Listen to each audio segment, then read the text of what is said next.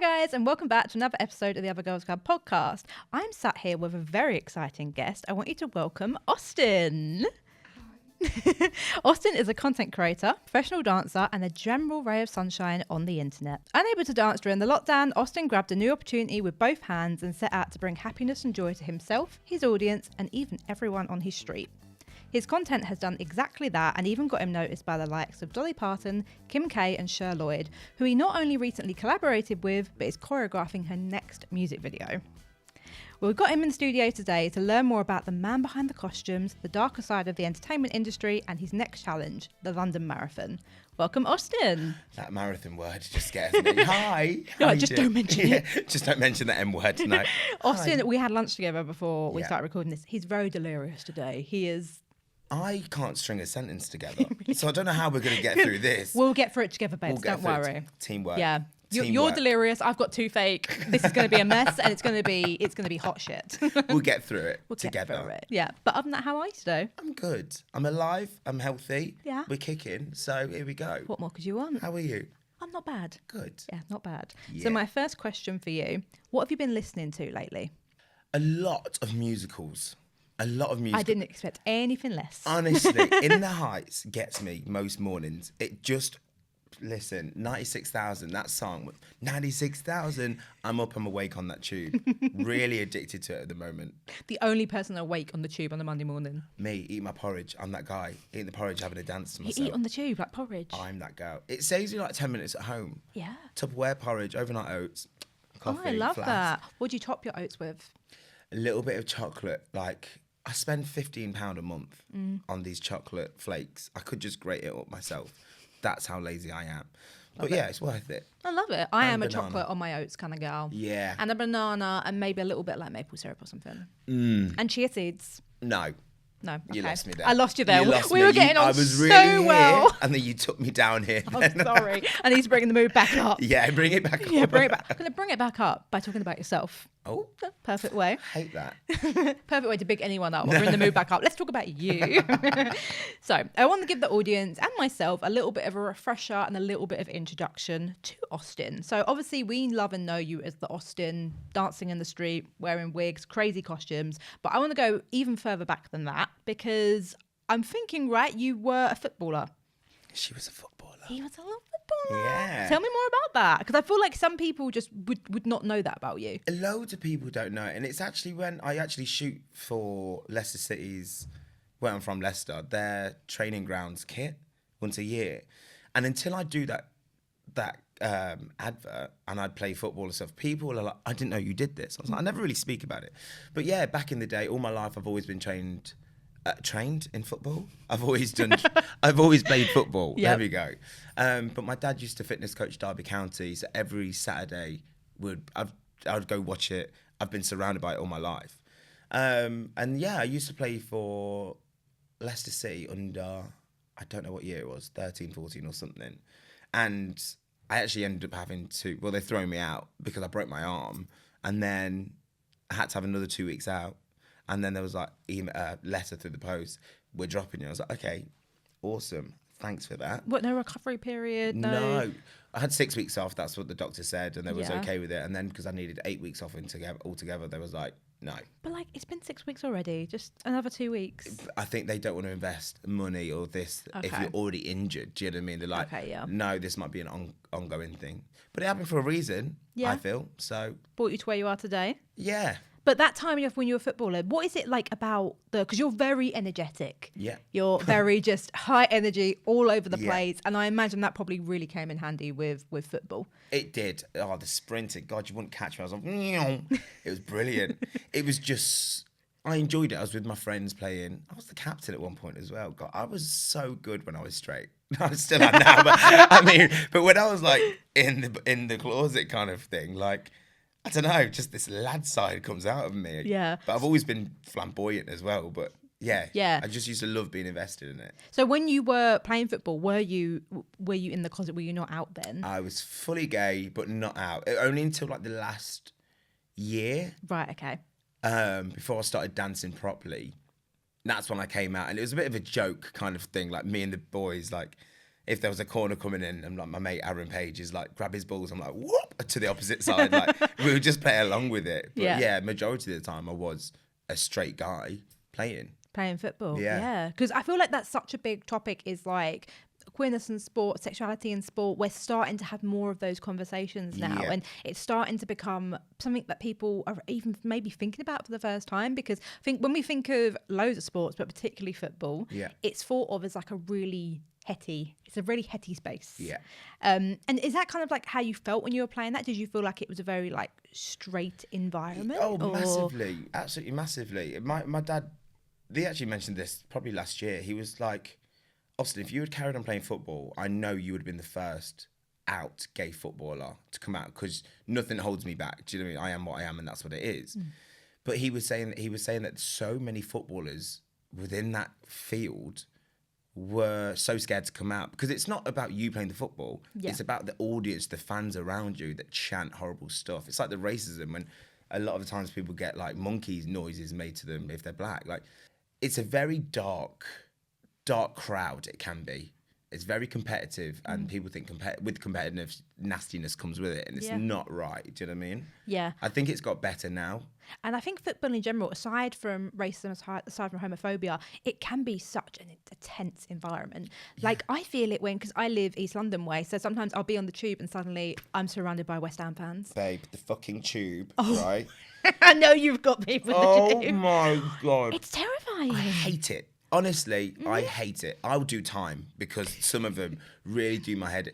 Because I go through Arsenal, and I swear to God, when the Arsenal fans are on, they're banging on the tubes, they're doing all this. I'm like, you go wild when it's gay pride, right? And gays are making noise and dressing colourful. Yeah, you're okay every Saturday to be banging. I need subtitles. I don't know what you're saying. Like, no, can't bear it. Sorry, I don't speak Hetty. No, I'm not fluent in Hetty. I remember once I was going to RuPaul's Drag Race like show at Wembley Arena, and on the same day there was a football match on at Wembley Stadium. And so, you know, the stadium's like here, and then literally just across the road there's the arena. So as we were arriving in the evening, they were all leaving. I remember looking at Dan being like, this is a recipe for disaster. I'm actually a little bit scared about these two different groups sort of being in the same space. And I noticed that whenever like I go to Wembley Arena, whatever it is, and there's football on, police everywhere. Just police everywhere. And like the gays, no problem. But then when it comes to gay pride, the second there is like either like one fight or something kicks off, it's suddenly like the whole thing is so debaucherous. And it's like, but every single week there are football games where not every football fan, but a lot of football fans cause a lot of either like disruption around the city. So much. And everyone's just like, oh yeah, but that's the way it is when you win or lose a game. No, but it shouldn't be. Do you know what? Oh, I can't think what it was. World Cup something. It was years ago. Was it? I can't remember, but I had performed the opening ceremony at Wembley Stadium, and it was England against someone, and we'd just scored and everything, and then the other team scored, and I remember we were watching it at the side, and I was like, I need to go, because this is going to be raucous. Already there was just flares everywhere and all that stuff, and the way I had to try and go home, I remember wearing a hoodie, just trying to look straight, because everyone was disgusting. It was horrible, and we did lose. I think we lost like 2-1, and London, well, everywhere, all over the UK, there was just cars being smashed, people fighting constantly, robbings, and it was awful. It was such a bad period. I remember not leaving. I was really triggered. I remember not leaving my house for like 3 days, and I couldn't figure out why. And it was that I just felt the chanting, the cheering was playing over in my head so much. It was really, I don't know, strange time. Because it is scary when you're in it. And you can feel the atmosphere change. And I think it's something like the calls for domestic violence like skyrocket when like football team loses. For sure. Absolutely, for sure, it makes sense. I mean, we've really gone from a tangent here, but I'm like, sorry. Do you know what it is? It's because like I never get to have these conversations because none of my friends watch or play football. So I'm like, these conversations I just like never have. But thinking about coming out in general, so was like coming out something you like officially did? Because I know everyone has different experiences about it. For me, I never really came out. I think my dad just took one look at the things I was interested in, saw my obsession with Madonna, and like, you know, my favourite book was Frankenstein, and he just saw, he was like, she's just, I think there's something a bit different there. I never really came out, but is that like a part of your journey or? I tried to come out, basically, like, I've always been, especially in the football world, like, some of my best friends' dads have always gone, God, you're going to be gay. And I'm like, no, I ain't. But I think for me, I did that traditional step of, I'm bisexual. I remember telling my mum when she was half drunk, half asleep, I was like, Mum, I'm bisexual. She was like, okay. And I've got a boyfriend. She was like, okay. So that's nice, Austyn. Yeah. Let me sleep. Yeah, that was it. Like, her eyes were still closed. Then the next day I went to school and I texted her. I was like, do you remember what I said last night? She was like, yeah. And that was it. It was just nothing. Yeah. She knew. My dad called me that night going, is it true what your mum said?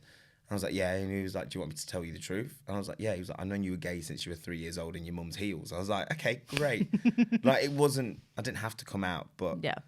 I did. And they've just been waiting for me to say it. Yeah. Do you know what I mean? I think that's really nice, though, where they're kind of in a position where they're like, we have our suspicions. We think maybe you are, but you come to us. When it's your time. When you're ready, yeah. Nothing's worse than being forced. Like, yeah, exactly. Because I feel like, I feel like growing up, all the coming out stories I heard were like either really, really negative or really, really positive. And because the representation wasn't as good as it is now, it was either one side of the spectrum. Yeah.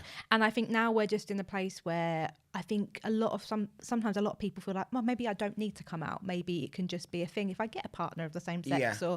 And I think that's quite nice where we're in a place now where you're starting to hear more adult people with stories of like, yeah, maybe I came out, or some people being like, maybe I didn't. And it's just a little bit more varied. Yeah. I think your family, they sound really supportive, really loving. Yeah. Have you always had like just such, it feels like you're surrounded by like love and support? Do you know what? If I'm going to be totally honest, we've always been such a family. And then my mum and dad did break up, and they really didn't get along. And I'm the youngest of my brother and sister. And for me, I actually got diagnosed with minor depression at the age of 14, 15, because I couldn't cope with it.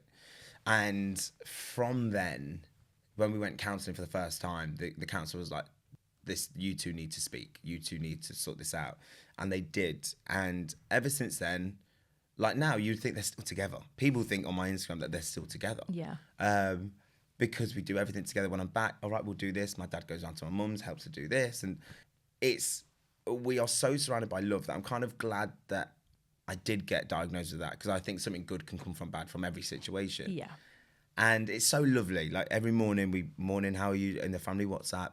We all speak. We all send each other pictures and updates. Like, call my mum and dad every day without fail. Like, it's so lovely. And they're always so proud. And what they say every week and everything I do, I'm like, oh, it's lovely. Yeah. It's important, isn't it, to have that kind of like community network like around you, whether that is your family or if it's like, you know, your chosen family or whatever it is. But it's, I think, just really special to have that your parents to recognize, okay, like the relationship didn't work out, but to come together and say like, we need to be there for Austyn, and like that still be like, you know, still to have that really strong family unit, because not a lot of people have that after their parents like get divorced. I'm obviously thinking about your career, because they're talking about you being supportive, your family being supportive of you. I feel like your career, you've just been here, there, everywhere. Just Austyn's face always popping up. We're so lucky to have you everywhere. It's just everywhere. Literally. Also, as well, I feel like maybe actually context, me and Austyn have the same manager. We are connected via the same lovely manager. Through a Prada tie as well. We also have the same Prada tie, which we wore to the same event the other Basically week. the same outfit. Yeah, people thought we went dressed together, and I was like, no, I didn't mean to. No. But thinking about your career, which we're going to come on to in a bit, of like, you've been a professional dancer and then a content creator, but I'm thinking about how you got discovered, because if I remember rightly, the story's quite funny. It's an under 18s nightclub you got discovered. With dancing. Yeah, is that like a nappies night or something like that? Nappy night, Liquid Envy back in the day. I don't know, I remember Liquid Envy. Oh, I loved it. Everyone's just high off sugar. Like, I'll get a full fat Coke, please. Bottomless as well. It was great. At this point, I was still playing football, but not for Leicester. I'd pull back and all that stuff, so I was just playing for fun. And then I've always danced. My mum used to do like line dancing, teach it to like older people when she was younger. So I kind of used to do it, and step aerobics she used to do as well. So I've always had this like rhythm kind of thing. And I was in this nightclub, and there was a freestyle thing on stage to win like a bag of Mao-Wams. I was like, what? I was like, get me on there. Did a backflip. Everyone was like, wow. And I was like, just dancing around. I probably looked so shit. But this one girl, Holly Herod, came up to me. It was like Step Up 2, babe. Like, comes up to me. I'm literally thinking this sounds like a movie. It literally sounded. She was like, you're good. I was like, thank you. She's like, I'm in a dance crew if you want to join. I was like, when? She was like, on Sundays we'd perform. Sundays we rehearse. I was like, I'll be there. And then the rest is history. I went to it. joined it, enjoyed it, and then I was like, I want to do this as a this energy that I do believe it was 10 times worse. It calmed me down because for the first time in my life, I was like, I love this. I'm so passionate about it. Yeah. And I don't know, it just changed something in my soul, as cringe as it is. I was like, I love this so much. Like, so yeah, then I went on to dance school. I was like, this is me. Well, they always say, don't they, energy can't be destroyed, it can only be transferred. So if I want to get that tattooed. That's fantastic. Yeah, they always say energy can't be, they say it in terms of like a science like thing, in terms of like matter and stuff like that. But also I feel it like myself to say, like, if there's days where I'm like, oh, I've got so much anxiety, or I'm angry, or I'm sad about something, I'm stressed, like, to the gym, even if it's just 15 minutes on the ski erg, hell for leather, get some energy out, or go do some laps in the pool, do something to transfer that energy into somewhere that's productive, and then I can revisit whatever issue it is, and 9 times out of 10 I always revisit it with a solution, or at least with a clearer mind. That's what I love about you. You're so active with it, and especially with the disability, it's just good because you're always like, no, go do this, go do that, when a lot of people can get in their heads. Do you know what I mean? Because you can sit with it, and there's definitely days where I'm like that. I sit, especially because I live alone, I sit in my flat. Sometimes you can stew on the things, and even if you just go for a walk around the block, go listen to something, go do something to transfer that energy, so it's not just bubbling away in your head. But you're so good, you're so inspiring. I love you. it. No worries. I feel like you had all that energy though, and then you just, obviously you was like releasing it during football, and then it comes to dance, and obviously like you love football, but I feel like dance was maybe just this whole other world for you, this whole other level. Yeah, you've got so much to think about. You've got so much to, well, in a good way and bad way, but like with body stuff and everything like that, it was constantly always having to better yourself. So there was so much energy going into some of the wrong things at sometimes. But with the performing, like, you have a goal. Like, obviously with football, it's that you're training to win, of course. But with dancing, it's like, I'm training for this. I want to do these jobs. You're training for goals. Do you know what I mean? So yeah, I get you. There's constantly an exciting thing to train for. Do you know what I mean? Yeah. And then what kind of dance were you doing at that point? When was this? At college? So, so when you were at college, when you were, 17? Would it have been like 17, 18? Yeah, 17 to 20 it was. Yeah. So we were doing everything. Ballet as well. Again, step up to. I was like, I ain't wearing ballet tights. Loved it in the end. Absolutely loved it. I was like, look at my bum. But you train in everything: musical theatre, ballet, acting, singing. Couldn't do most of them, but commercial dancing was the forte. Like, my teacher, Mark Webb, for commercial, he was touring with Girls Aloud at the time and stuff like that. And like, my role model, absolutely, I would look at him like, I want to do what you do. Like, and funny thing is that I am. Like, there's so many things. We speak every day most of the time. So many jobs that I've done that he's done. And it's like, oh, we're connected so much, just in different times. Yeah, different times in your life. Yeah. So he's someone that you really look to. Is that someone that inspired you? Massively. It's kind of like your blueprint sort of thing of like, this is a role model of who I want to be. Yes. All my life since dancing, since the first day I met him, I was like, I want to be like you. And I'm literally best friends with him now. I'm not godchild to this daughter. No, I'm not. I've got so many godchildren, I don't know who's what. But no, he's literally like a second dad. He's just... Yeah, I love him and appreciate him so much. That's you, Marky boy. You're like, shout out Mark, down the camera. Shout out Mark Webb, love you. Break the fourth wall for that one. I feel like it's so important though, isn't it, to have those like strong role models, but especially where you're in a space where maybe it's unconventional, or maybe it's something that, you know, you're navigating for the first time. Like, no matter what it is or who you are, it's so good to have those people that you can look to and be like, oh, you're actually kind of like a version of what I might want to be and what I might want to go on and do. And I think having people like that is like so important. So that leads me lovely on to talk about your career as a dancer. Yes. Because you were a professional dancer. You still dance professionally, don't you? Still dance, but just not TV shows, not anything that gives me anxiety. We've passed that now. I've ticked the boxes off. But now I'm with, can you remember Eternal? Don't know if you're too young for Eternal. Now that we've established we're not the same age. Yeah, now that we're not 28. Eternal, 90s band, so good. So I toured with them for the past year and throughout this year as well, little gigs. And it keeps my fire alive. Just that performing, it ticks it off. I'm like, yes. Yeah. So that's kind of what you're currently doing. Yeah. Talk me through your career as a professional dancer, like in general, sort of like, so you started at the competitions you were doing during college, right? Yes. So how do you get from there to then doing, right, so I've got to give you context. We were doing a panel at the BBC the other day And we were talking about people that have inspired us. Naturally, we're talking about Beyonce. And I just love her, like her work ethic, her strive, the way she never settles for... She could settle and say, like, I've done everything and I'm the best in the world, and then not improve. But she doesn't. She improves every single time. She's constantly finding new facets of herself. And that's what I love about her. And you agree, yeah, she's so inspiring to me. And then you turn around and went, every time I'm on the stage at the O2, I just think, Beyonce's been here. And I literally broke my neck going, what? I was like, because I genuinely didn't know that you had been like on stage at the O2 and that had been a part of your career. So tell me, how'd you go from being an under 18s night and someone coming up to you being like, you can dance, kid, to being able to say, I've been on stage at the O2? It's a graft. That's what it is. And it's a circle. It is a circle. It's not a bad circle, but within this industry, you have some people that, oh, we trust Austyn to do this on a tour. We trust Austyn to be on this live TV gig. And it takes a long time to get into that. But once you do, you kind of in it and you build that trust. But I think my first ever job, I was still at college, was The Voice UK, Dance on the Live show on a Saturday. And I was like, what year would this have been? 2013. Okay. Yeah. Yep. And it's like, the pressure's real. But I did that once, and then I actually went away and did a show for a year in West End, Thriller, Malfunction, Thriller Live. So I actually took myself away from the TV side.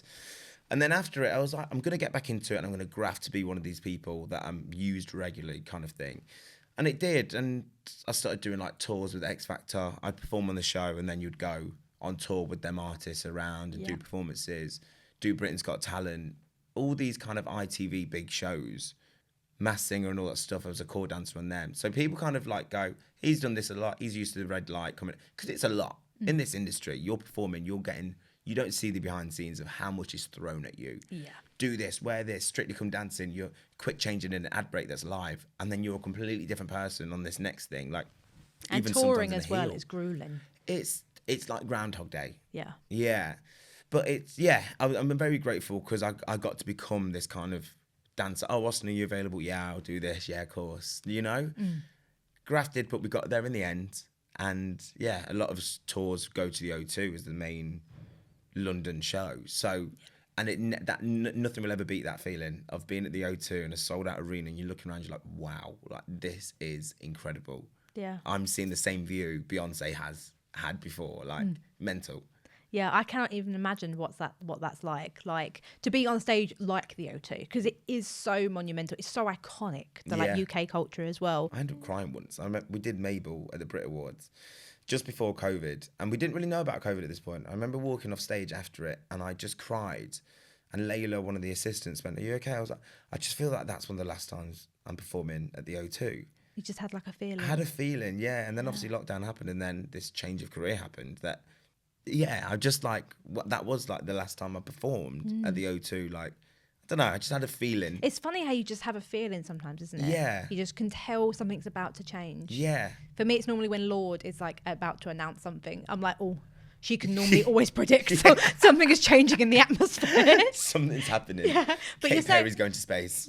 Which I have just told Austyn about today. The day we're filming this, Katy Perry's going to space. He did not believe me. No idea, that's the thing. Yeah, by the time this goes out, I can probably update you on how Katy Perry's journey is going. Hopefully she's still with us. You've spoke about quite a few different like types of performance there. And that really interests me because like performing sort of like on stage, on tour, say like with the X Factor, performing at the O2, I'm guessing very different to doing like Thriller and doing like those types of shows. Do you find that between, because you've done, I think, like so many different productions, haven't you? Do you find that between like each production, like do you find you get into a bit of a groove with it, or do you find that maybe also as well, like it's a completely different beast? Like, what is it like to approach that?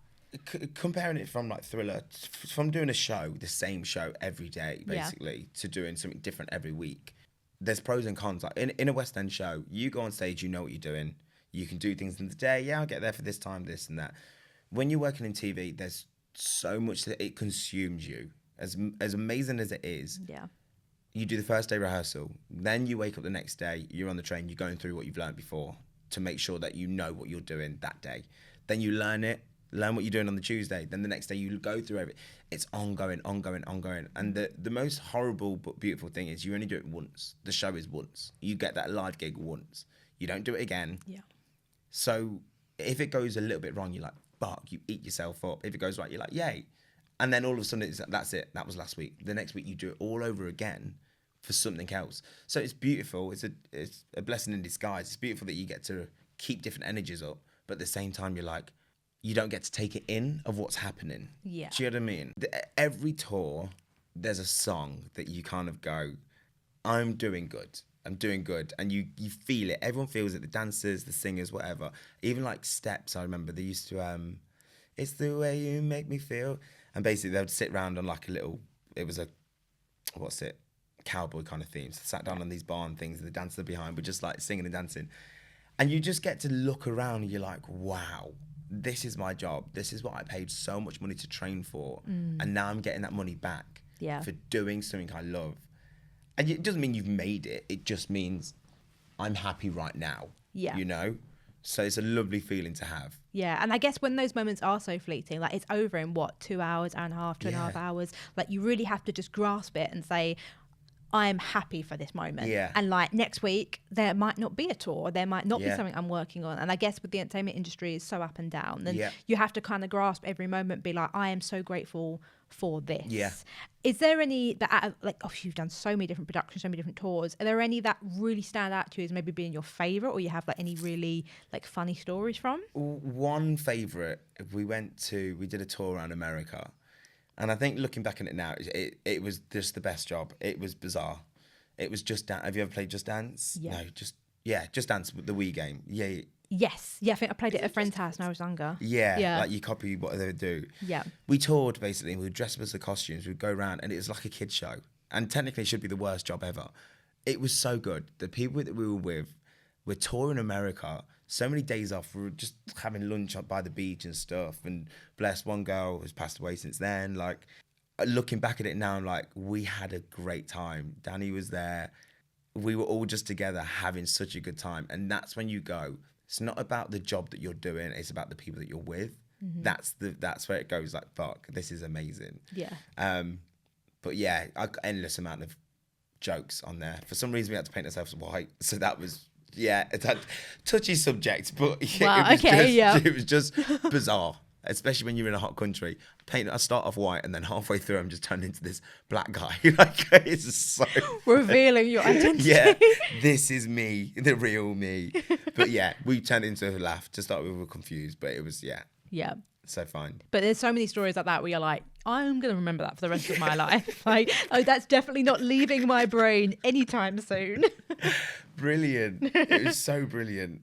But thinking about, and I know you've kind of spoken a little bit about this on your stories. I know you've spoken to me about it before as well, about how the entertainment industry, obviously so grateful to be involved with it. It's like your chosen career, so grateful to be there. And you have these moments where it's like pure ecstasy and you're so happy. And, you know, you've got all of these amazing stories. But from what I've heard from you, and I think from what we kind of understand anyway in the outside world as well, that there is a bit of a darker side to it. And that the entertainment industry, there's a lot to navigate, shall we say. Yeah. And I think it's such a unique industry compared to what most people will do in their everyday jobs. Yeah. And so I think navigating those issues is kind of like, everyone has issues at work and everyone, but maybe it's just different the way you navigate it and the scale of it. Yeah. Can you kind of like speak to that and kind of like that side of your experience? The dark sides of the industry it's changed, it's got better. But it's, for example, like sometimes like you would audition and you're told that you're too skinny or you're too fat. And especially 9 times out of 10, it was like, oh, you're too big. Girl, I was like a size 32 waist. That was it.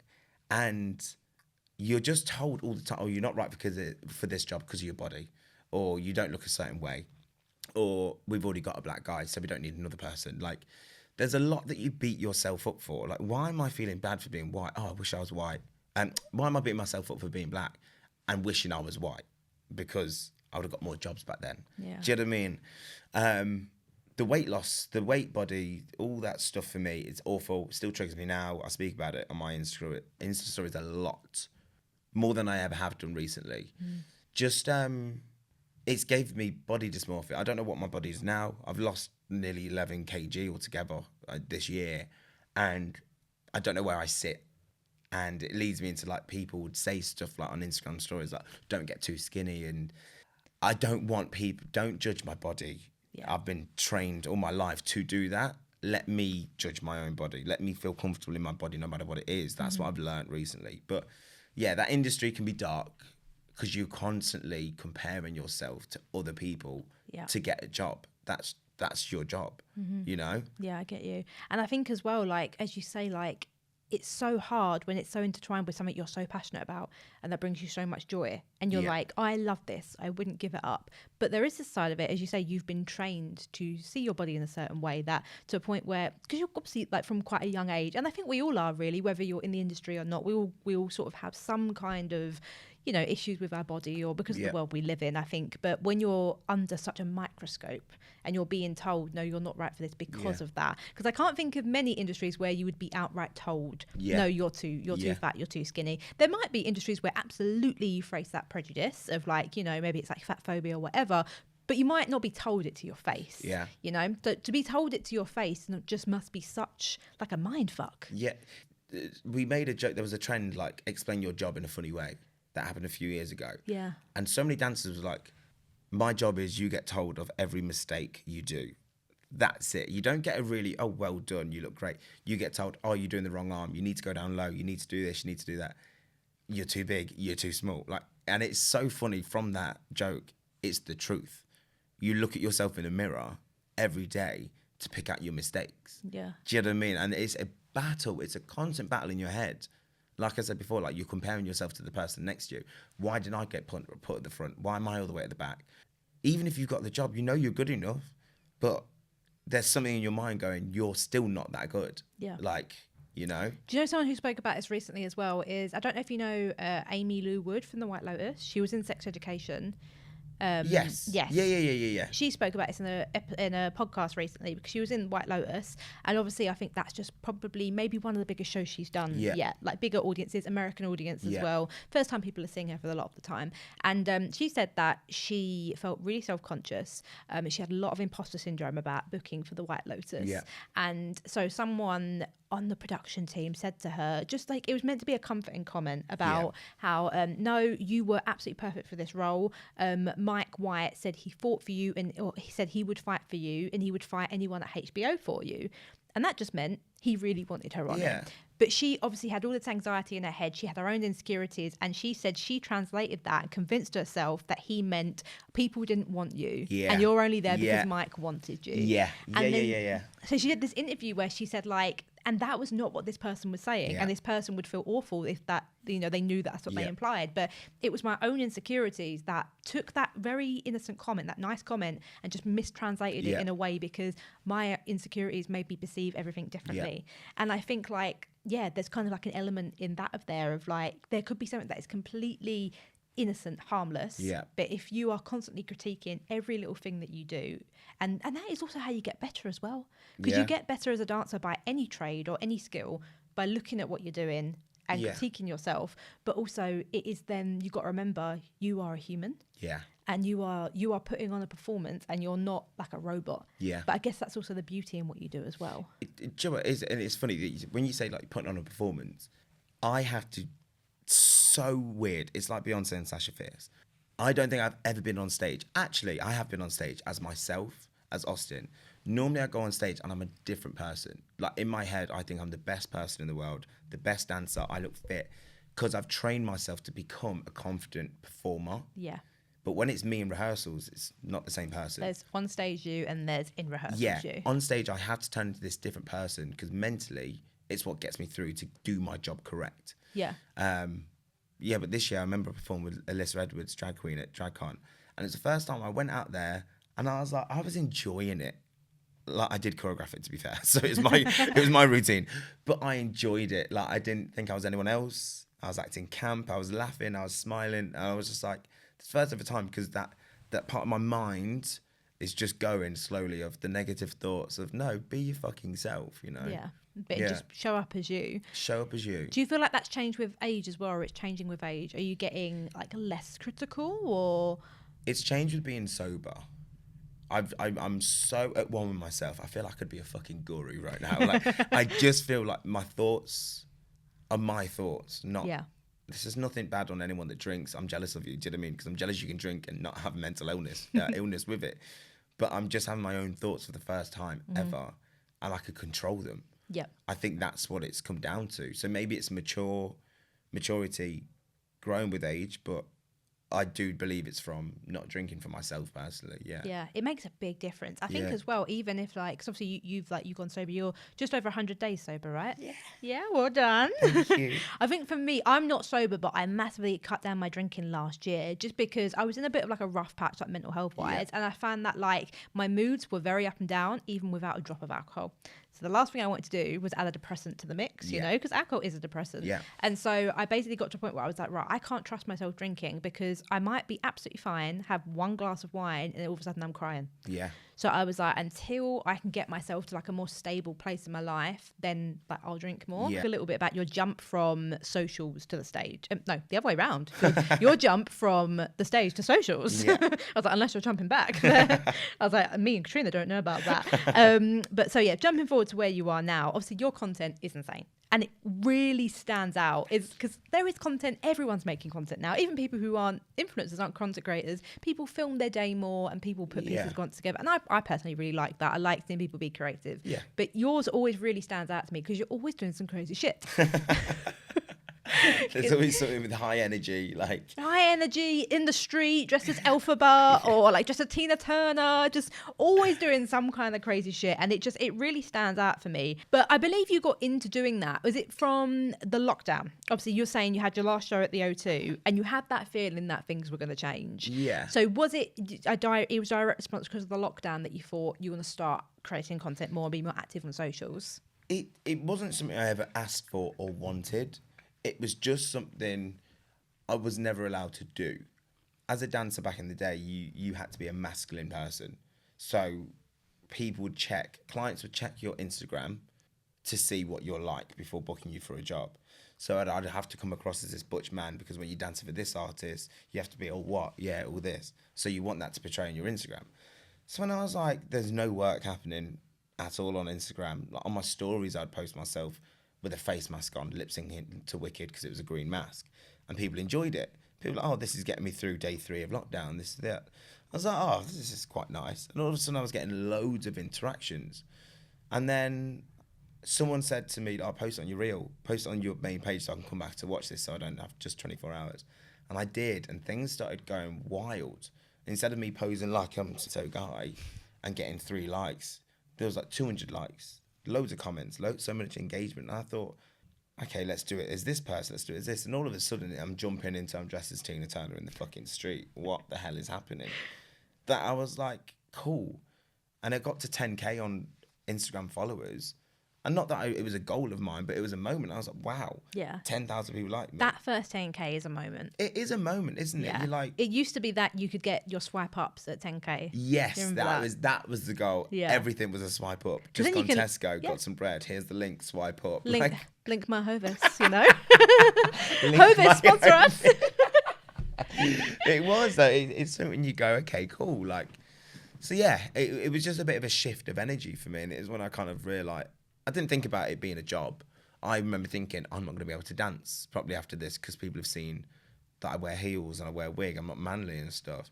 And then it soon became a thing of going, I don't care what you think of me. Do you know what I mean? This is the real side of me. This is what I am actually like. Yeah. And if anything, I started to work more people wanted to work with me as a dancer from then. Like, So it kind of like unlocked this whole other side to you, which absolutely existed. Yeah. That you just felt like it was this new medium of being able to like show that side of you. To people that I wasn't working with, obviously, like I said, with these dance shows that we're working day in and day out. Yeah. Set, camera, crew, everyone would always see me as this person, but I was never allowed to showcase out of them rooms or showcase out on social media that's what I am like, you know?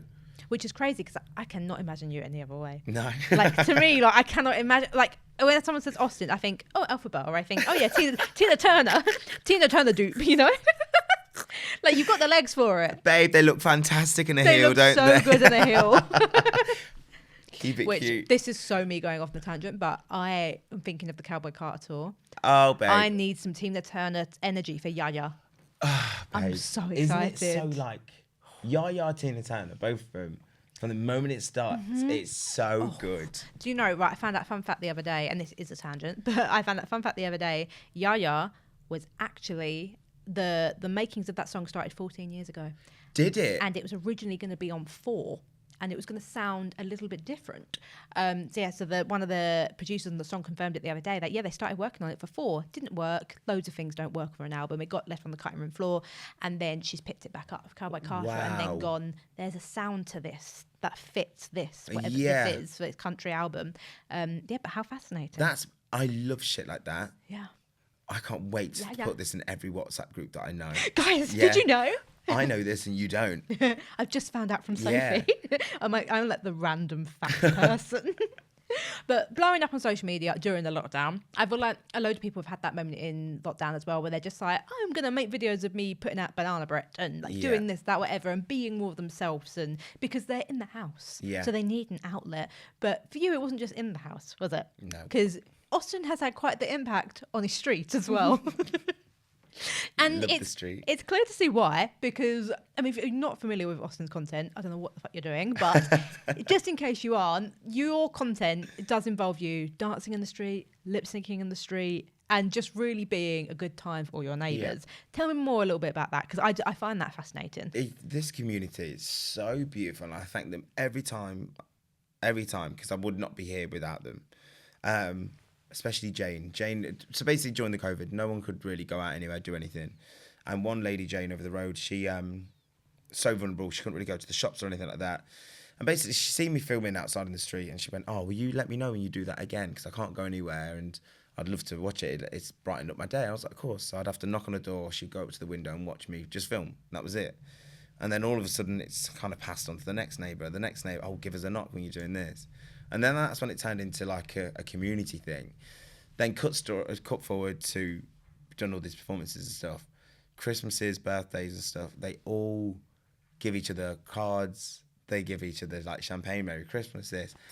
And I remember I nearly cried. Someone was like, we've never spoke. I've lived on this street for so many years, but we've never really spoke or this. And now you've brought this community together. Yeah. And it's so heartwarming. It's so lovely. Whenever I do a street performance, they all chat to each other. How are you doing? Yeah, them kids get along. And it's so beautiful that this one street has brought so many people together. Yeah. Whether it's on social media or off. It's so beautiful. And that's the thing, isn't it? I think people think of social media as being this kind of very isolating thing. And it can be, because sometimes it can be quite narcissistic on social media, and it can be quite frivolous or whatever. It will be whatever you make it be. And wherever you spend and give your energy to on social media is what it will be for you and your lived experience. But it's so nice that obviously you have such a strong online community, and you have people who really engage with you online, but also like that has bled into real life. Yeah. And now you've got families and people living on your street who you've got like a whole little army there on your street. Yeah. But I'm thinking about our Shire. I'm thinking about our Shire.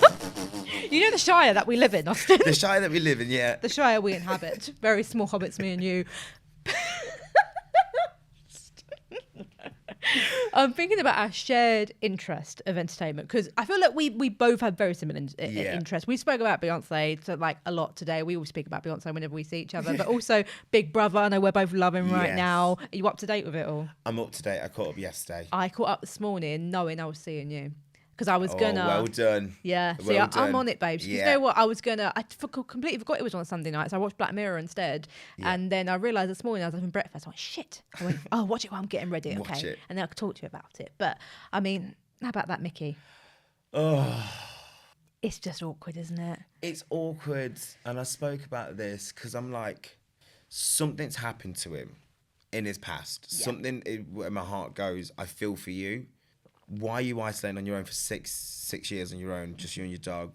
I don't know if it's fame or something personal, but there's a reason the way he is. It's not an excuse why he is. Because what you say to girls like, come in you when he said that. That was so, and the thing is as well, everything had been going so much better. Yeah. Because the JoJo thing was insane and out of nowhere. And then it felt like he was getting better and being a bit more understanding. And then that out of nowhere. And I don't think Big Brother didn't pick up on it initially. And then obviously they saw, because Ella seemed fine. Yeah. And then later on, obviously, she revealed that it would obviously quite upset her. And understandably so, because it's just weird. It's a weird comment. Nowadays, you just don't say that stuff. And do you know what? Some people are stuck back in the day. Stick to saying it in your home around your little clique. Do you know what I mean? If you want to bitch about me, bitch behind my back. You don't need to tell me. Yeah. There's some things you don't have to voice. Mm-hmm. and he just, it was bad. It was, and I could not believe the way he just turned on Chris. This is what I mean. Like, there's a trigger there. Yeah. Do you know, like Something. some dogs that you don't look them in the eye? Yeah. That's exactly what it felt like. Yeah. And because it was very clear Chris was in character because they were pirates and he just took it the complete wrong way. It was Danny's face when people started clicking. Danny goes like, yeah. oh, you're being serious. But, oh, this is serious. Yeah. Yeah. Because I think if I'd have been there in person, I wouldn't have clocked it was real at first, I don't think. I would have thought he was still acting. Yeah. Mickey was like it. Mickey was Micking. Mickey. Mickey was acting. Like, bizarre. Very bizarre. odd. But we have a shared love of entertainment. Yeah. And it is, I don't know, I just get so much joy from it, like pop culture. And I think sometimes people make it to be frivolous. I mean, the whole point of my podcast is to take those things that people think are frivolous, whether it's music, like TV, films, and to think about, no, there's like important things in there. Yeah. And even like these conversations we're having now, like that's one of the reasons why I love Big Brother, because it's the original social experiment. Literally guinea pigs. Yeah. On day 2, you had the Mickey fiasco with Jojo. And it's like taking all of those things where they're very common conversations you might see at family dinners and you might see, in like out in public, but it takes it to a main stage. Yes. And I find that so fascinating. Well, I think it delivers the facts of things because it is a social experiment. You're seeing it and maybe people take it and go, oh, I shouldn't say this. A learning curve from situations.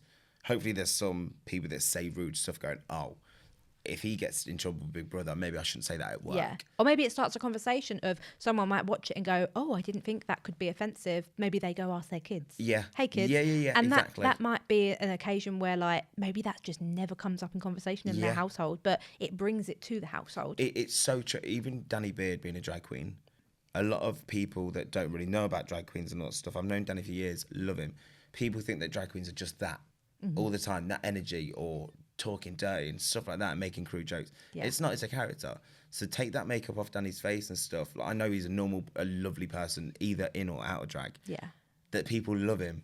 And I think the first day people were like, but taken back. And now people see him as like a mothering kind of person. Yeah. Like, he's very caring. He's so lovely. He's very, very caring. So lovely. And I think that's really important when you have, I think about it a lot, especially with like, even with disability like stuff, because, and I think with disability stuff, and I think about the trans issue we got going on where people are just fear mongering. And a part of it is because I'm thinking, especially with the trans population, because they're so small, they're less than 1% of the population. People have this idea in their head of what trans people are. Some people might not know a disabled person or a physically disabled person. They might, they might not know anyone with a visible disability or any disability, and so they make up their minds in their head of what that's like, what that experience is like, and then maybe you'll meet someone at work who's disabled or who's trans or who's gay or whatever it is, and it brings that human element back to it, and you learn more about what they're going through. Like, there's been times where there's like some of like my friends have really learned a lot over the years of me being disabled, where like they'll see some of the things I go through, like, and it's such a learning curve. I think even for my audience as well, sometimes I'll share things that I've been through. Even like the other day, I was like, I had to pay 40 quid to get a taxi to work because the tube lift was down. And like, it's things like that they go, oh shit, I never thought about that. And you have to, in my life, I have to breathe and go, that's fucking annoying. But I have to carry on about my day. Whereas like other people might have never have thought about that. And I think that is one of the reasons I love Big Brother, is because it takes all of those issues, but you also get a few fun tasks. And you get to see some interesting characters and people that you just might never meet in the real world. But our shared love of entertainment, other than Big Brother, is there anything else you're really excited for this year? To watch. To watch or listen to. I mean, Beyonce, like we've said. Beyonce's the main thing. I don't know. What else is happening this year? There are some big releases this year, but now that you're asking me about them, they've all evaded my head. I think Shrek's next year. Yes. I'm looking forward to Shrek. Yep. Oh my God. Are we going to get some Shrek content from you? Oh my God. I've tried to put Shrek into a campaign last year and they said no. And I was fuming. So I was like, I just want to paint myself green and order this costume. It's quite pricey. But yeah, I love it. I actually fall asleep to it quite a lot, if I'm honest. I love it. I love the pop culture reference in it. Especially number 2 where they go to like Hollywood in brackets. And it's like medieval but Hollywood. It's brilliant. It's so Where fun. have all the good men? Like, I need to hear it. It's brilliant. I need to see you dress. Have you not dressed as her yet? Honestly, I've thought about it. Basically, the edit of the music, I've tried doing it years ago. I had to do a mixture of both, of the original song and the Shrek version, basically. I did it years and years ago in COVID times. But I'd love to do like purple wig, red dress. Well, wand. Shrek coming out next year. Fine. It's I'll be your donkey. You I'll happily be your donkey. I'm holding you to that day. Katrina's going to be like, what the What's hell happening? have I got myself Yeah. into? Thinking to the future, big part of your very near future coming up is the London Marathon. Yeah! The big M word. God. How are you feeling currently about it? I'm okay. Yeah? I'm exhausted. It's a whole other challenge, isn't it? It is so... I've learnt so much from it. The whole sober... It's not the main reason I've gone sober. But like, the stopping smoking, I've needed goals that I wanted to do before the marathon. Yeah. With the reason I'm doing it for and all that stuff, just everything's fitting into one place, which is happiness. But yeah, it's been a lot of long runs while also working. Being And you are booked and busy. Oh my God, every day I'm here, there, everywhere. Like, Yep. So then to wake up earlier, right, today I've got to wake up at 5 a.m., but then I've got an event tonight, so I don't get into 1 a.m. And I'm like, that's a long day. Yeah. It's exhausting, but I'm really grateful for it at the same time, you know? I feel like, I mean, even for me, like, I don't think I've told you this, but I generally have found your like marathon training so inspiring, like over the last year. Thank you. I think because me as well, like I was like, right, do you know what, 2025, I'm really going to focus on my health and I'm going to give myself some good goals and just focus on being healthier and forget about what does my body look like and blah, blah, blah, blah. Because I had a really good relationship with that for a while. Then I kind of fell into a dip again where I got a bit too focused on my body again. And now I'm balancing out. Yeah. And I think for you, as someone, I can see you're so focused on your goal. Yeah. And I'm like, that is really genuinely inspiring to me. Like weight loss aside or anything else, like those other goals that are your personal goals aside, I'm like, just seeing your dedication for me is like, I'm like, that is something to really aspire to. Thank you. To like have something you really want to do and then just be like, yeah, I'll get up earlier. You know, I've got work, I've got event, I've got this, that, whatever, but I'm going to make it work because that's something I really want to do. So I think, you know, I dropped my phone then, threw my phone across the room, but it is having an impact on people. Even as me as a creator, I'm like, do you know what? I will go to the gym after studio today because like if Austyn can get up early and run 38 kilometers, I can go to the gym for 45 minutes. This is the thing. Once you do it, and you're like, oh, do you know what? I feel better now. Sleep is sleep. It will catch up with you, or I'm going to dedicate Thursday evening to be in bed by 6, watch TV, have dinner in bed, like reward myself in different ways. You know. Yeah. I was in bed by 8:30 last night, and I was like, oh, I've got a good feeling about this week. Yeah. I was in bed watching Black Mirror. I was like, oh, this is it. Yeah. Yeah. Exciting. Yeah. But thinking about your dedication to the marathon, there's obviously, I think you have like a really personal story behind it of why you want to do it. Yes. Are you all right to talk us a little bit more about that? Yes. May cry? Don't know. Very tired for I'll it. cry with you, don't worry. We have tissues. Yeah, good. So I remember watching it last year, the London Marathon live, and I remember I've applied it for the past like 4 years for the ballot, and it was a no. So when I watched it last year properly, I remember just seeing people wearing these different T-shirts, having their reasons, like people crying next to me, like, oh, he's doing it for this person, all that stuff. And I was like, I need to do it for mine, charity, that I need to do it for the reasons that I want to. And always with mind and mental health, I've lost so many people in my life to suicide, if I'm honest. I've lost a lot of people in my life anyway. So when I was thinking, like, who am I running it for? Immediately already was one of my friends, Nathan Williams, who I went to school with.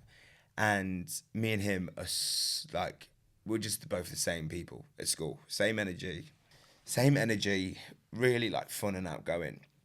And when I found out he took his life, I was like, fuck, like it hurt because we're just the same people. And when he took his life, I was thinking, I've really thought about taking my life quite a few times, if I'm honest. And it just like, it was upsetting, it triggered. I was just, why couldn't you get out of this yourself? Ooh. Try and take your time. Yeah. And it just hurt because I was like, fuck, this could be me. And seeing what it did to his family at his funeral and his at the cemetery, my grandma was near him. So every time I see my grandma, I see him. And every time I just think, how did you get here? Why did you quit?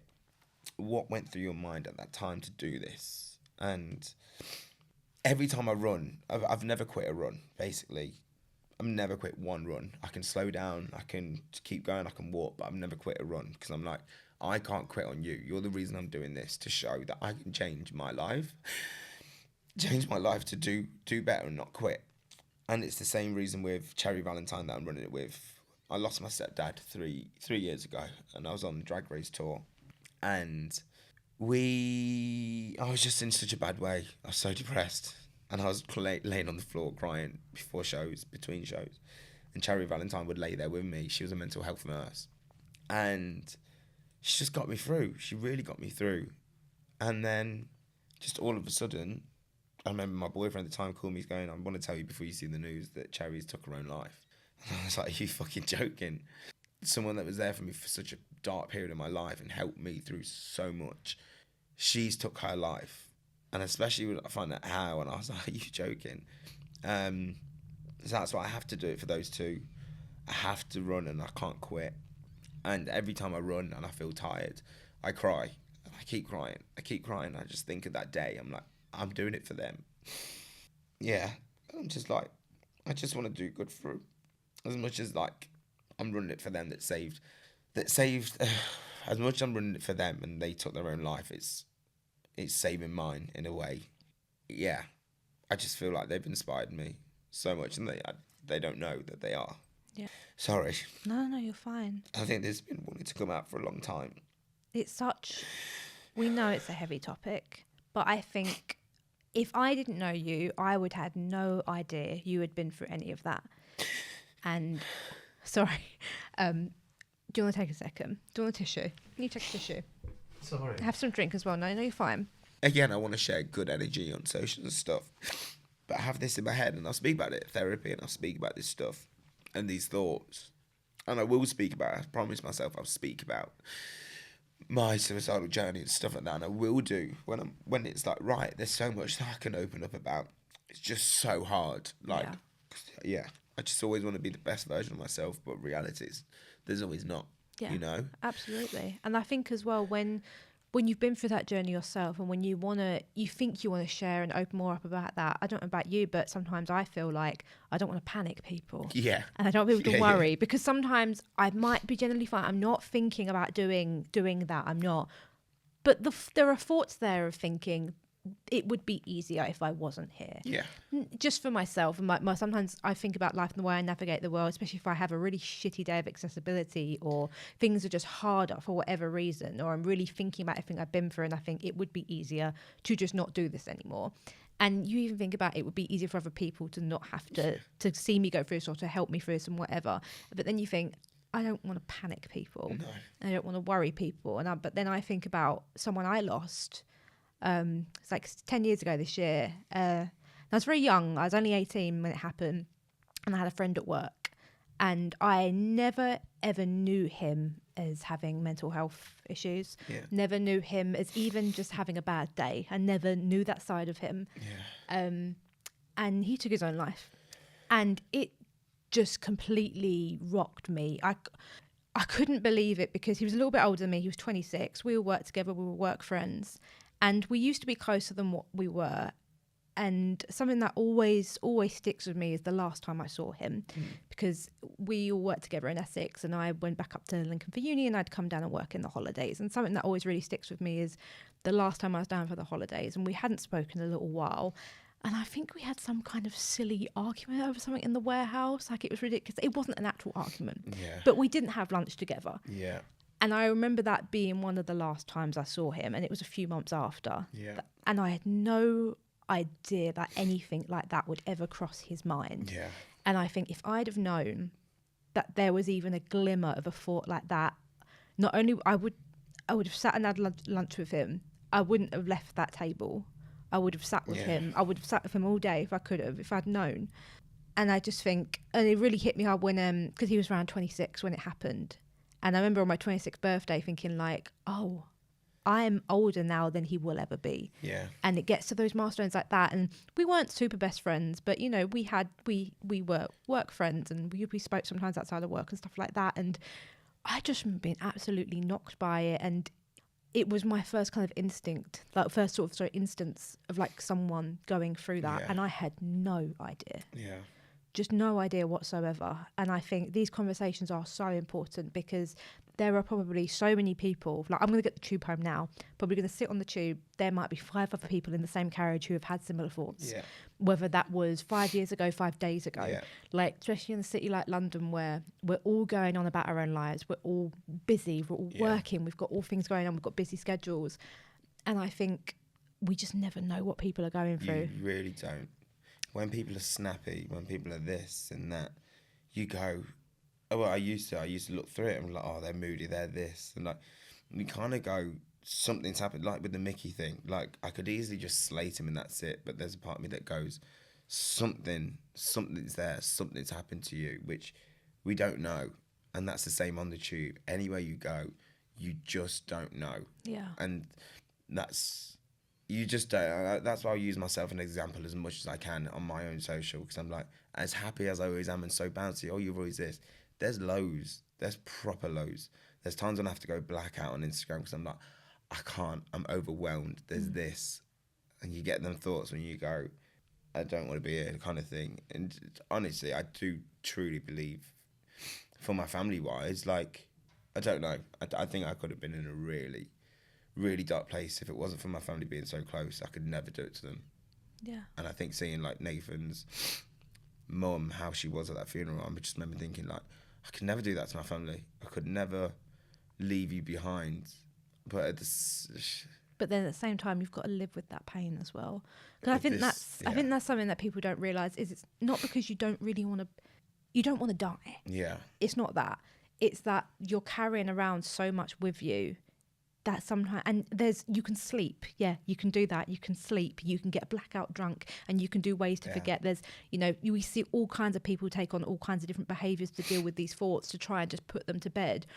But nothing stops the fact that you do still have to get up every day. Yeah. And you do still have to find a way to live with these thoughts or to coexist with them. And because I think some people think, and for some people it is, maybe it's like a thing you go through and within a year you're fine. And then for some people, it's something that might follow you for the rest of your life. Yeah. For some people, they will struggle with mental health issues for the rest of their life. And it's learning how to navigate that. Yeah.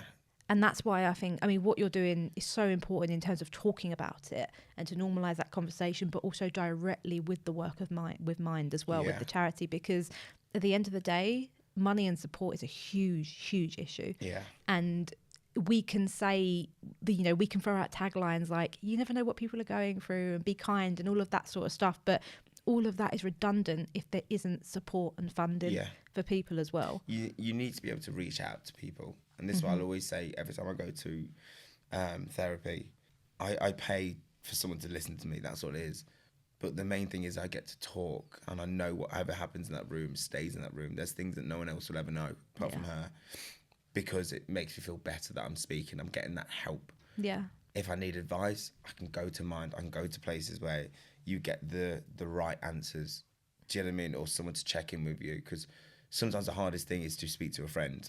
Or family. Because you don't want to worry them. You don't want to worry them. Yeah. They'll know. And I think sometimes when people do react very worried, understandably, it can sometimes have the opposite effect where it makes you withdraw a little bit more. Because you think, oh, I didn't want all this like fanfare about it. You don't want your mum messaging, oh, are you okay? Is it? Or messaging at like 2 a.m. You're like, I'm panicking you.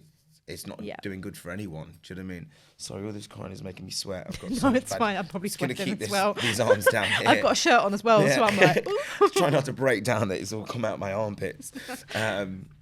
It's just the worst. Try and panic other people. You just want to be here. But sometimes it's not the case. Yeah. But the marathon is obviously... There's your personal reasons behind it that you're doing it. And obviously training for it has brought it to the front of your mind. I'm guessing it's always on your mind, because it's going to be. I know when you've lost someone, or it's always on your mind, whether it's at the back, whether it's in the middle, it's somewhere, it's in there, in everything you do. Sometimes you might be doing the most mundane thing and something will remind you of them and they pop up into your head. Some of the things, I love a film, love a quote and all that stuff. And like Scary Movie, White Chicks, whenever they are on, I watch it all the time. There's certain things that happen, or certain quotes that I see on TikTok and stuff, and I think, Nathan, because that's all we do, just quote these films at school and stuff. And it's funny, I smile about it sometimes, and then sometimes like, I get upset about it. Cause there's triggers. There's always triggers with everyone. Do you know what I mean? So at least with Nathan, they're quite funny triggers. So.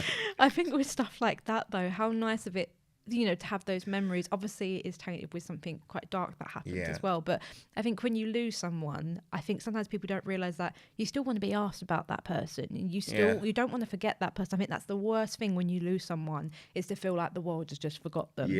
You want people to ask, oh, what were they like, you know, what did they tell me about a funny time you had together, and you want people to ask you those questions because it helps you keep them alive. Like, you move about the world, and yes, you know they're not here logistically, and you know that, and you work through that, but in some way it does help to keep them alive. Gone but not forgotten. It's Exactly. literally that. And I guess part of your marathon training is that as well. Obviously it is directly for mind and you know, for the work there, but also it does help to keep their memory alive. So Nathan's mum, I messaged her, I said, look, I'd love to do it for Nathan. I messaged her, and she was just like, that's so beautiful. She's more than happy. She was saying she's more than happy to do that in under his name and stuff like that. Because I didn't know how she would take it. She don't know whether it's, no, I don't want people knowing. I said to her, I will be discussing Nathan on social media. Is that okay? She was like, absolutely. Like, it was a bit like exciting. Not exciting, but happy that her son... Happy someone was talking about him. Someone's talking about him, yeah. So, I'm very excited. I'm so grateful that I get to do this, my first ever marathon, for two special people. I think there's talks that hopefully we're going to go to, like, the world major marathons. So it's like Chicago, Tokyo and stuff like that. Yeah. I think there's one nearly confirmed. Can't say it yet. But a new big marathon happening soon. And I think I'm doing that. And this is my learning curve. Again, take something good from bad. And hopefully I can just run with this, literally. And hopefully inspire other people as I do it. And hopefully, if sobriety is on their journey that they think it's going to be better, hopefully I can inspire someone to do that. Yeah. If quitting smoking is going to help them better themselves, hopefully I'll help one person, you know? Yeah, and spark some conversations. And, you know, you might have people who go, oh, I'm never going to run a marathon. But I might call my dad up and have a chat about, you know, my thoughts that I've been having. Or, you know, I might check in with my friend who hasn't come out the last few times. Just things like that help bring it to the forefront of people's mind. But the marathon, if I'm right in saying, is it the 27th? It's next week, technically. Is it next week? Oh, right, okay. Yeah, Sunday, 27th. isn't it? You are going to be amazing. And I think it's one of those things that I think on the day, you're going to have so much bubbling away inside you. It's going to be nerves, it's going to be adrenaline, it's going to be anxiety. And I think that really helps fuel you. I've never done a marathon. I'm giving you advice that is completely out my fucking arse. And you might go, Sophie, that was not the case. But I think, from my hunch, that there's just going to be so much going on the day. And I think, like, again, advice with, like, no expertise. Just try and absorb it. Because I think that's so special. I sometimes go watch the marathons run through, like, around East London, around Tower Bridge and stuff as well. And it's such a special feeling when everyone's clapping and cheering. And I think that's really going to carry you. As scared as you might be now, you know, first of all, you've done the work, you've done the training, you've done amazing. But also that energy and that feeling that not only are you doing it for someone, you're surrounded by people who are also doing it for someone as well. No, it might be something completely different topic, but everyone is doing it for someone. I'm so excited. I'm so excited to be surrounded by all my feed. My algorithm is just marathon and little heart warm. Mine's all tiramisu. Very different vibes. I really hope that I now get tiramisu and running both. I hope my phone tiramisu, just so you're listening there. Give me your phone a day with me, you'll be fine. That is brilliant. So brilliant. But no, I'm so excited to be amongst it, and I'm so excited for these things that I keep seeing. Like, I've never been invested into something like this. Yeah. Never. I didn't get no GCSEs, no nothing. Like, I feel like it's just the next step in my life that I'm so excited to feel this and not watch it on the TV or not watch it. Yeah, to actually be a part of it. Yeah, my family's all coming down. Whoa, God. Every time I think about it, every time I run down the Mall near Buckingham Palace, which is the last K of the marathon. And I just picture where they are, I know where they're going to be. And that's when I'm like, I'm gone. That moment. You just have that in your head, what you're working towards. Yeah. Yeah. And you will get there. Yeah, I'm running it. As much as I'm running it for them, I'm running it for my family to prove that I'm here. And the fact that they're going to be there. This is going to be awful on the day. I don't know what's going to happen. We need to get you some setting spray. Break the fuck down. It's exhausting. It's all worth it. Yeah. But yeah, I think it's ongoing. Like yesterday, I did a 2-hour run. I got a personal best on my half marathon. Congratulations. Then I took like half-hour recovery run. but it's exhausting. Yeah. It's exhausting, but it's worth it. It's pushing you out of your comfort zone, but you're reaching new depths of like physical ability, but also like you're reaching these depths of like emotions. And there are clearly things that you need to talk about and that you want to talk about and share, but this is pushing you to reach those moments and to be able to like do that. Because as much as like the physical stuff is hard, and it absolutely is, like the emotional stuff is hard as well. Like being able to carry that every single day is hard. Yeah. It's really hard. It was just as hard as the physical stuff as well. But last stretch, you're so nearly there. And I might come out and watch you in Canary Wharf. You'll find me, I'll be like, I need a sign. I'll Is make that you a Cher sign. Lloyd? Yes, I will do that. I'm going to get on my sign and be like, "That's Cher Lloyd." That will be me. Imagine. Okay, I feel like very emotional. Take a breather. Should we do the... There we go. Okay, we got it. Knew us. Here we go. We knew it. Yeah. We should get our own podcast. Yeah. Hey. But I've got one final question for you. We'll leave on a joyous note. Yes. And that is, how are you chasing joy this week? I am chasing joy by... I'm going to do a performance. I actually announced it today. Doing a street performance with... When's this out? This is coming out on Thursday. Okay. I'm chasing my joy. I'm doing a collab routine with Fleur East. I'm so excited. Sax. I actually performed with her years ago on Saturday Night Takeaway, this routine. Yeah. And I've begged her, we've been friends since. So she's finally doing it Thursday, and it's for a fundraiser as well. So we're going to do Sax. I've got my throw ready. I've got my unitard ready. I can't wait. It's going to be amazing. I've got my friends dancing with me. It's just something it's the first ever collab of a routine of an artist that I'm doing, and the actual artist is with me. Yeah. So yeah, that's going to be my joy and my highlight, and I'm so excited. I love that for you.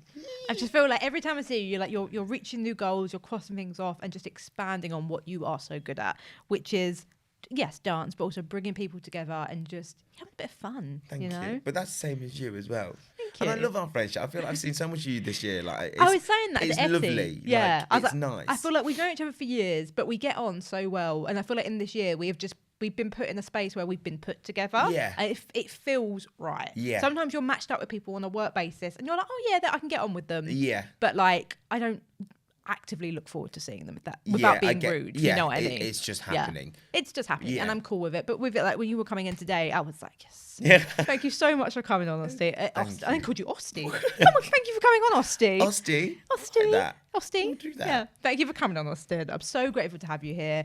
Good luck. I'm going to speak to you for the marathon, but I would say good luck from everyone in this side of the internet. I will leave just because you're doing a fundraiser, aren't you, obviously, for the marathon? Yes. Yes, me completely unaware of how it works, but I will leave that in the description box, and I'll share that on my stories as well, because it's such an important cause, and we're all so happy for you as well.